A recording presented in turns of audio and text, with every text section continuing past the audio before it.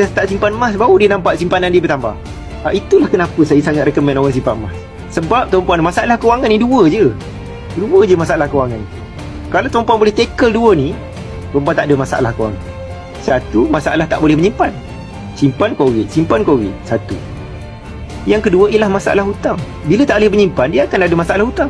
Jadi kalau tuan-puan boleh tackle simpanan ni, masalah simpanan dengan baik, masalah hutang tuan-puan akan reduce, akan berkurangan. Jadi itulah kenapa kami ajar orang simpan emas ni. Bukan sangat tentang harga naik tau. Dia sebenarnya masalah yang besar ialah tak boleh menyimpan.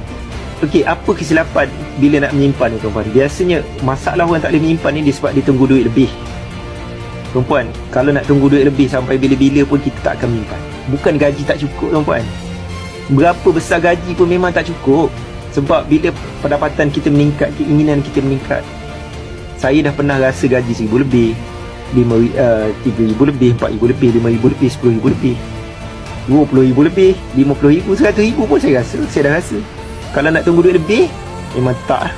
Cara yang betul tuan-puan nak menyimpan ni tuan-puan ialah bila dapat gaji, simpan dulu. Tetapkan portion berapa persen kita nak menyimpan.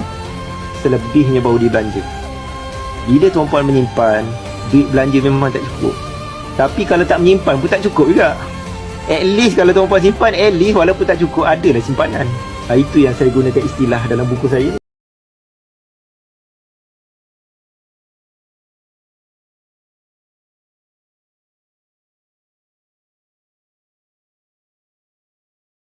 Dia start simpan emas, baru dia nampak simpanan dia bertambah. Itulah kenapa saya sangat recommend orang simpan emas.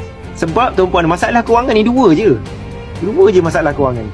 Kalau tuan-puan boleh tackle dua ni, tuan-puan tak ada masalah kewangan. Satu, masalah tak boleh menyimpan. Simpan korek. Satu. Yang kedua ialah masalah hutang. Bila tak boleh menyimpan, dia akan ada masalah hutang. Jadi kalau tuan-puan boleh tackle simpanan ni, masalah simpanan dengan baik, masalah hutang tuan-puan akan reduce, akan berkurangan. Jadi itulah kenapa kami ajar orang simpan emas ni. Bukan sangat tentang harga naik tau. Dia sebenarnya masalah yang besar ialah tak boleh menyimpan. Okey, apa kesilapan bila nak menyimpan ni tuan-puan? Biasanya masalah orang tak boleh menyimpan ni dia sebab dia tunggu duit lebih.